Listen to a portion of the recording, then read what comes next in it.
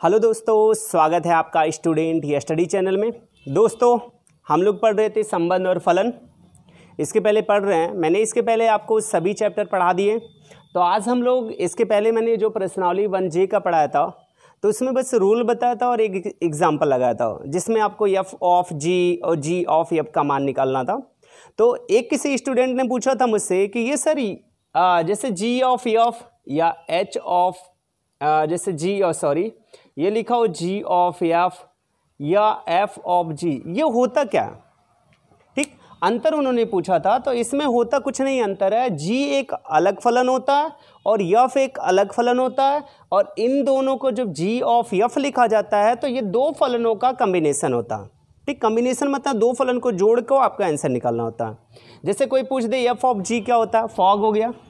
Fog मतलब F of जी कुछ नहीं है। जब मैथ में भाषा आती है तो एफ ऑफ जी में तो एफ एक अलग फलन है। जैसे आप देखेंगे f x is equal to x square, यह एक अलग फलन है। जी एक अलग फलन है, g x is equal to tan x। अब जब एफ ऑफ जी या जी ऑफ एफ का मान निकालेंगे तो इसका कुछ अलग मान आएगा।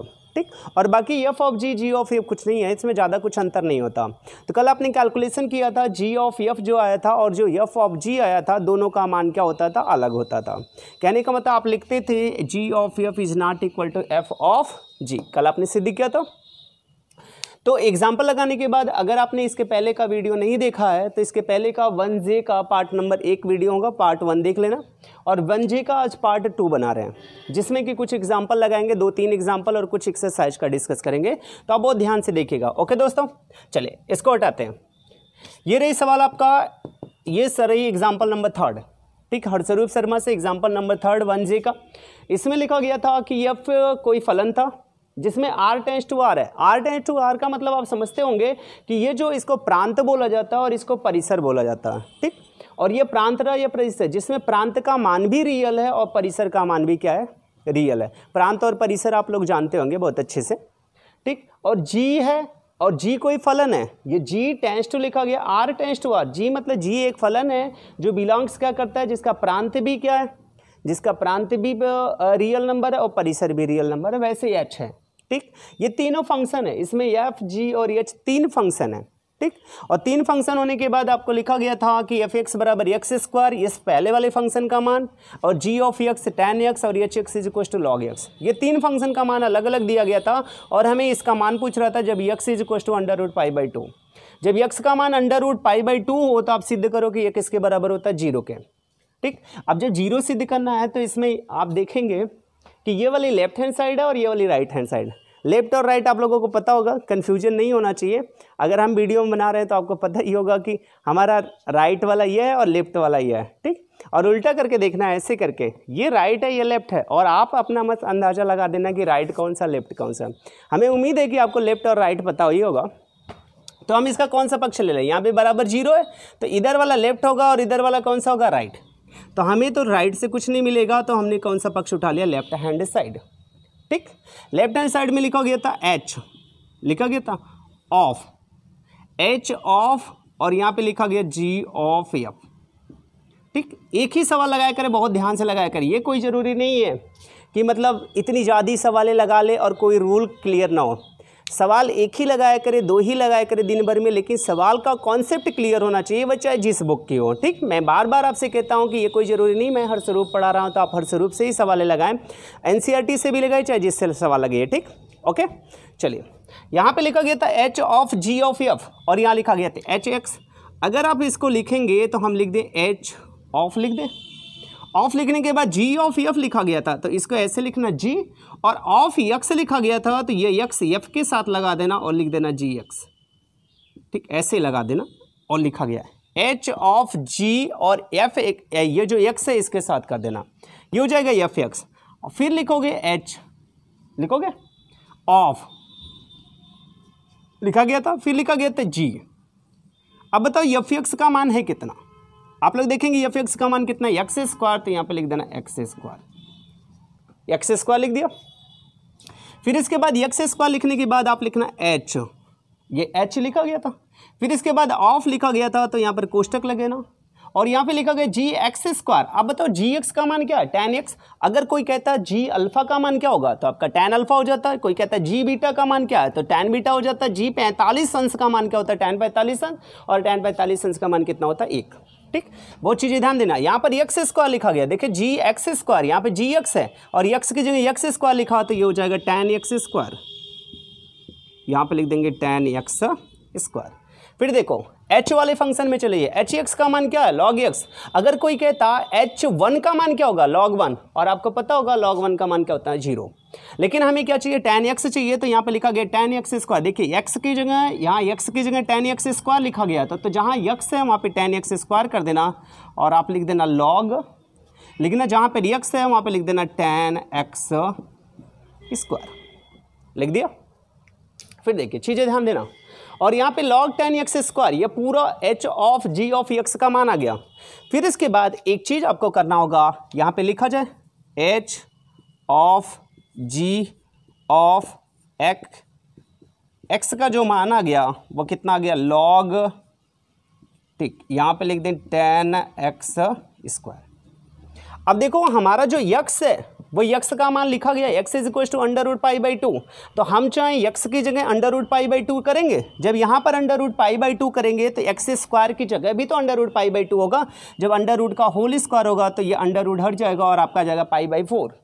ठीक, और यहाँ पर जब आप यहाँ पे करिए, यहाँ पे लगा दें, लिखें h of g of f।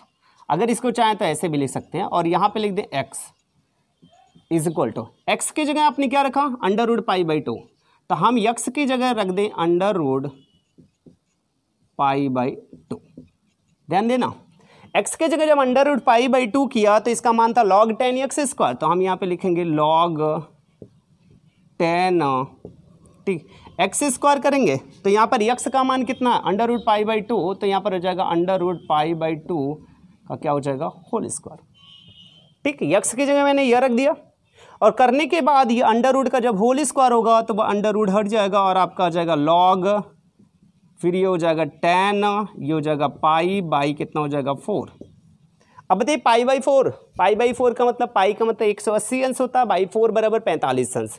अब बताओ tan 45 अंश का मान कितना होता है 1, और यहाँ पर लिख दिया जाएगा log tan, यह हो जाएगा 45 अंश।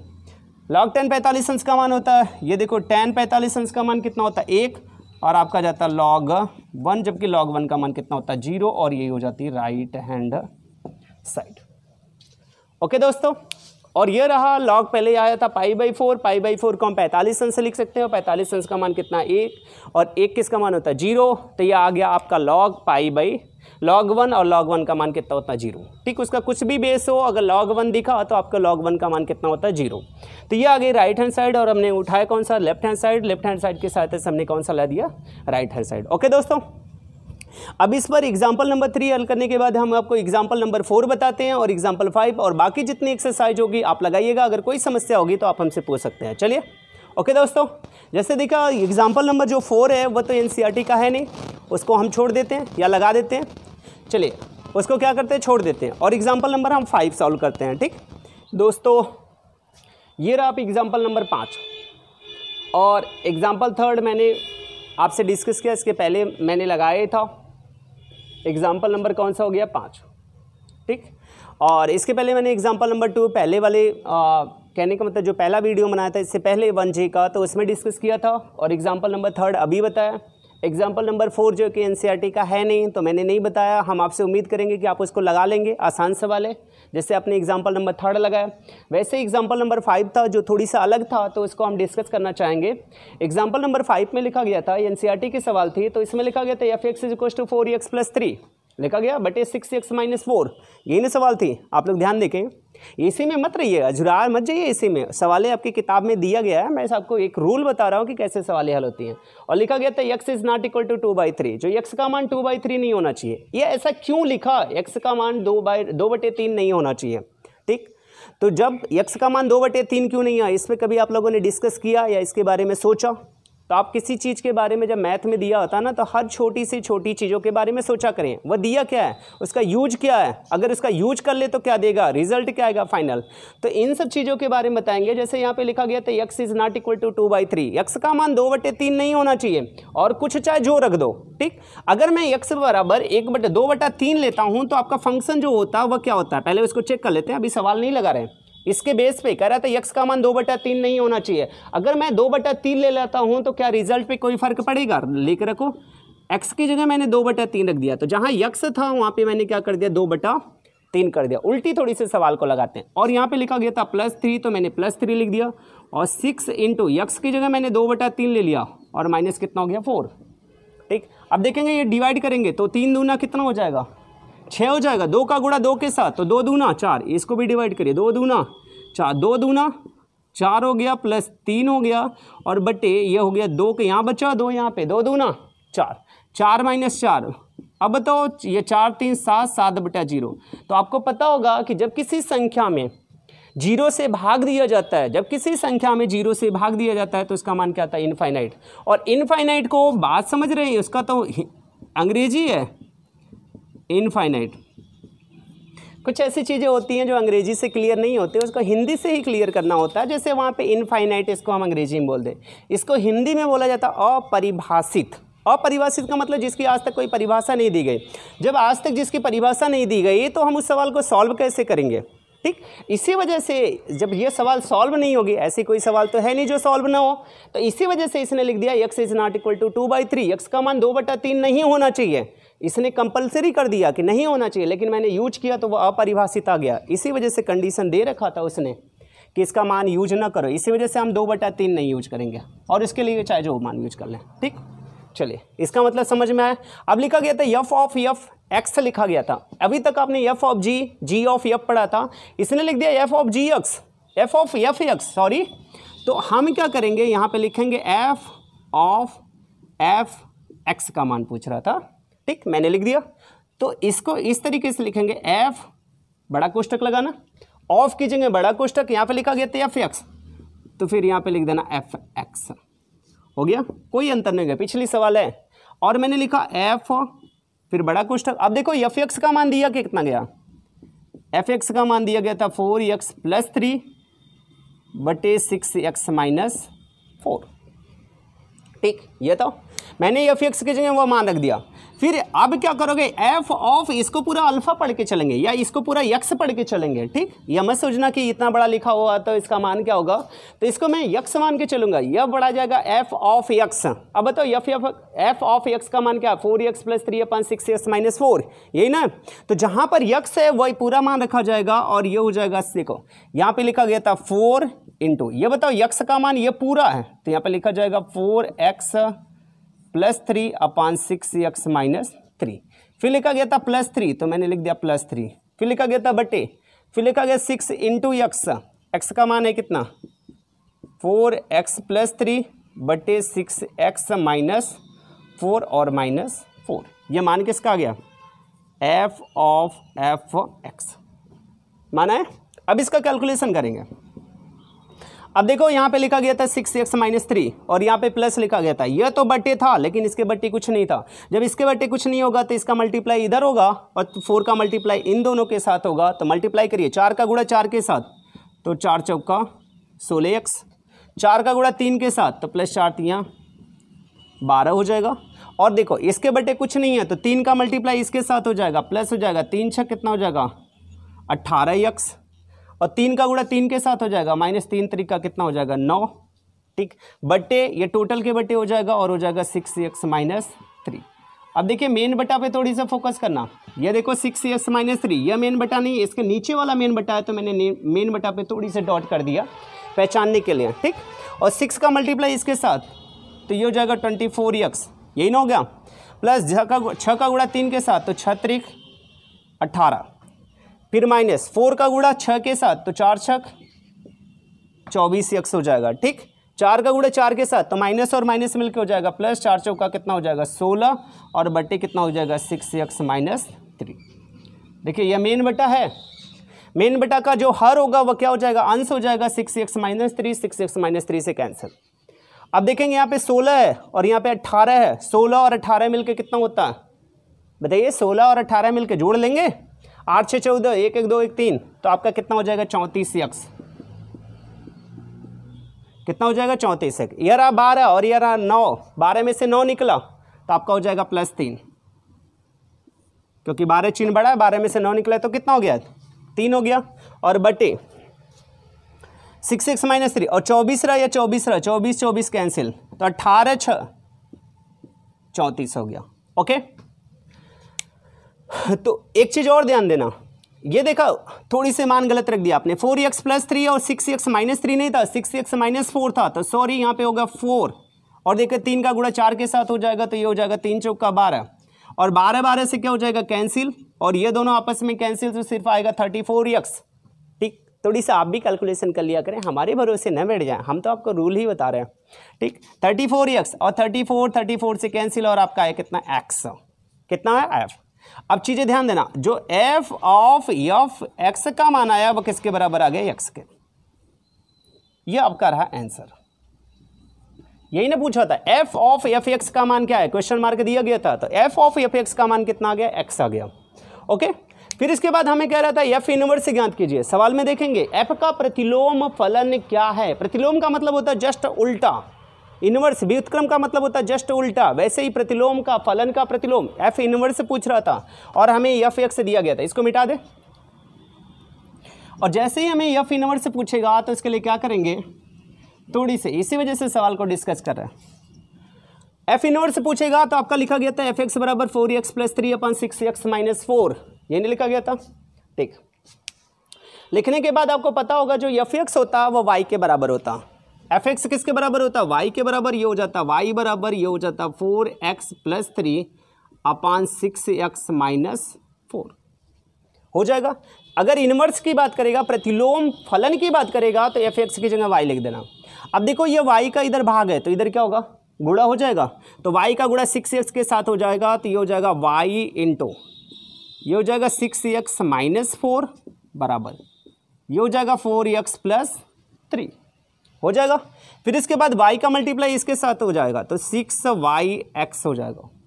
ठीक, y का मल्टीप्लाई 4 के साथ हो जाएगा, माइनस कितना हो जाएगा 4y इज इक्वल टू, फिर यहाँ पे लिखा गया था 4x, तो हमने लिख दिया 4x प्लस कितना हो गया 3।